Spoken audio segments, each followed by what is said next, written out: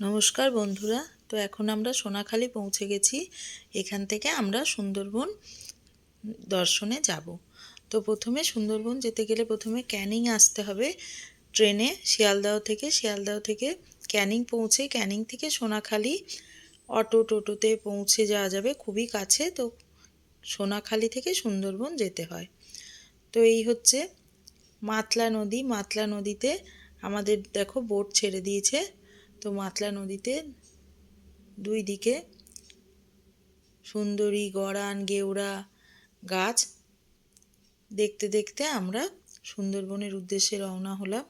তো এই হচ্ছে গোসাবা দ্বীপ। গোসাবাতে এটা হ্যামিল্টন সাহেবের বাংলো। তো এখানে আমরা পৌঁছে গেছি। প্রথমে আমাদেরকে বোটে উঠেই জলখাবারে লুচি, আলুর দম আর ডিম সেদ্ধ দিয়েছিল। খেয়ে আমরা এই গোসাবাতে হ্যামিল্টন সাহেবের বাংলো দেখতে এসেছি। দেখো কত ভিড়। শুক্রবার ছিল, শুক্র, শনি, রবি, ওই জন্য। আর যথেষ্ট ঠান্ডা, শীতকাল, ওই জন্য সকলে আনন্দ করতে পৌঁছে গেছে। এই হচ্ছে হ্যামিল্টন সাহেবের বাংলো গোসাবা দ্বীপে। তো এরপরে বোটে উঠে আমাদের দেবে আমুদি মাছের পকোড়া। তো খাওয়া দাওয়া খুব ভালো ছিল বোটে। তারপরে লাঞ্চ, মাঝে মাঝে চা তো দিচ্ছেই। তো এই হ্যামিল্টন সাহেবের বাংলোতে আমরা আনন্দ করে ফটো টটো তুলে এবার আমরা যাব রবীন্দ্রনাথ ঠাকুরের বাংলো।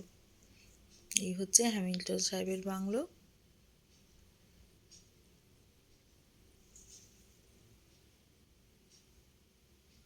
বাংলোটা একটু মাটি থেকে উঁচুতে, সম্ভবত জোয়ারের জল আসে বলে। তো এই হচ্ছে রবীন্দ্রনাথ ঠাকুরের বাংলো। তো এটার 10 টাকা করে প্রবেশ মূল্য ছিল, মাথা পিছু 10 টাকা প্রবেশ মূল্য দিয়ে রবীন্দ্রনাথ ঠাকুরের বাংলোতে। আর খুব সুন্দর রবীন্দ্রসঙ্গীত হচ্ছিল, আর এত সুন্দর ফুল দিয়ে সাজানো, খুব ভালো লাগছিল। এবং একটা নির্দিষ্ট টাইম ওনারা বলে দিয়েছিলেন, ওই নির্দিষ্ট টাইমে নির্দিষ্ট জেটিতে গিয়ে আমাদেরকে বোটে উঠতে হবে। তা আমরা এখানে কিছুক্ষণ ঘোরাঘুরি করে তারপরে বোটে ওঠার জায়গায় চলে যাব। হাওয়া দিচ্ছিল ঠান্ডা। এই এখান থেকে আমাদেরকে বোটে ওঠার জন্য ওনারা বলে দিয়েছিলেন। তো এখানে আমরা পৌঁছে গেছি। আমাদের বোট এলেই উঠে পড়ব। এবং বোটের মধ্যেই খাওয়া দাওয়া সমস্ত কিছু ওনারা আয়োজন করেছিলেন। এটা হচ্ছে গদখালি জেটি। কিছু মানুষ যারা আমাদের সঙ্গেই যাবেন, 2 দিন এবং 2 রাত্রি এবং 3 দিন থাকবেন, ওনারা উঠতে পারেননি, একটু লেট হয়ে গেছে। তো এই গদখালি জেটি থেকে ওনারা উঠবেন। ওঠার পর আমাদের বোট আবার ছেড়ে দিল।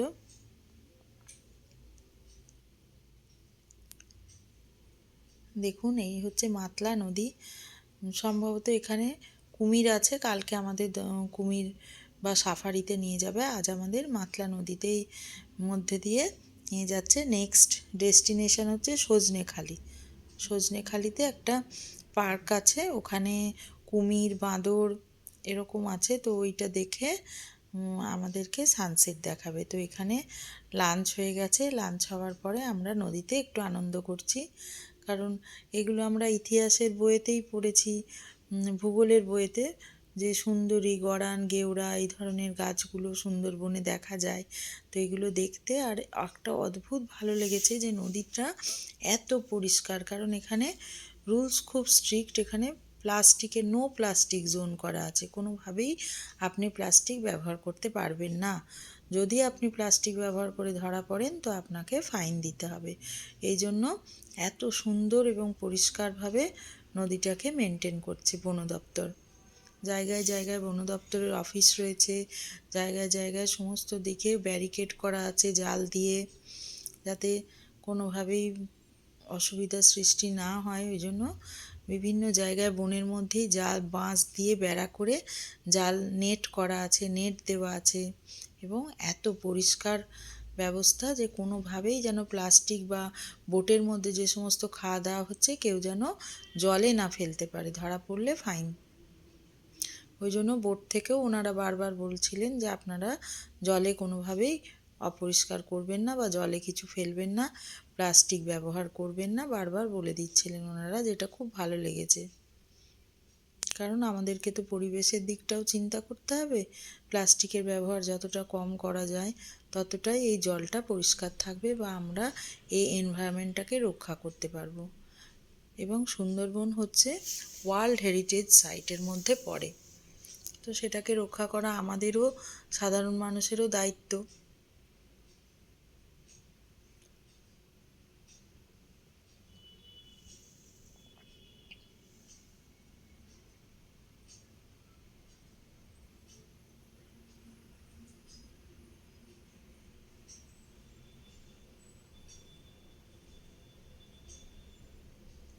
এই আমাদের বোট এসে থামলো সজনেখালি জেটিতে। সজনেখালি জেটিতে এই সুন্দরবনের একটা ম্যাপ লাগানো আছে, ওইটা আমি দেখছিলাম যে কোথায় কীরকমভাবে তৈরি হয়েছে এই সুন্দর জিনিসটা, যেটা ওয়ার্ল্ড হেরিটেজ সাইটের মধ্যে ইনক্লুডেড। আর এই দেখো এখানে প্রচুর বাঁদর আছে, কুমির আছে। তো এগুলো দেখে আমরা আবার নিজেদের বোট যেখানে যে জেটিতে দাঁড়াবে সেখানে আমরা পৌঁছে গেছি।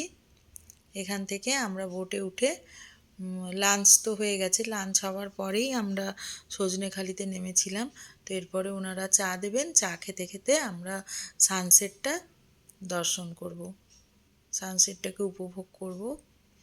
এই দেখো সানসেট হয়ে গেছে, যেন সূর্যের রং নদীর জলে গুলে গেছে, এত অপূর্ব দৃশ্য। এরপরে সানসেট দেখার পরে আমাদেরকে ওনারা যে হোটেলে আমাদেরকে রাখার ব্যবস্থা করেছেন ওই রিসর্টে আমাদের নিয়ে যাবেন এবং ওখানেই রাতের ডিনারের ব্যবস্থা হয়েছে। আর কিছু এখানকার আদিবাসী নাচ ওনারা দেখাবেন, সেটা ওই হোটেলেই হবে। এই হচ্ছে সানসেট।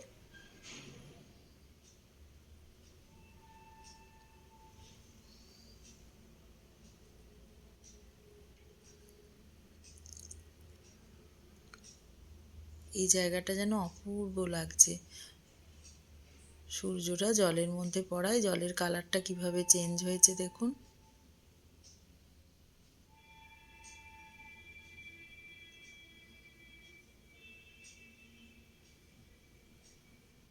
এই আমরা পৌঁছে গেছি, আমাদের ঘরটা দেখাচ্ছি। দুদিকে দুটো ঘর দিয়েছে, দুটো ফ্যামিলি বলে, আর মাঝে এটা কমন ব্যালকনি।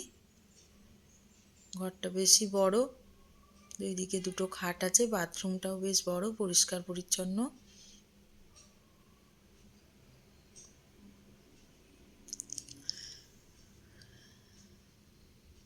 এই হচ্ছে বাইরেটা, বাইরে একটা মন্দির আছে এবং নিজেরা কি সুন্দর এগুলো আলু চাষ করে রেখেছে। চেয়ার নিয়ে চলে এসো।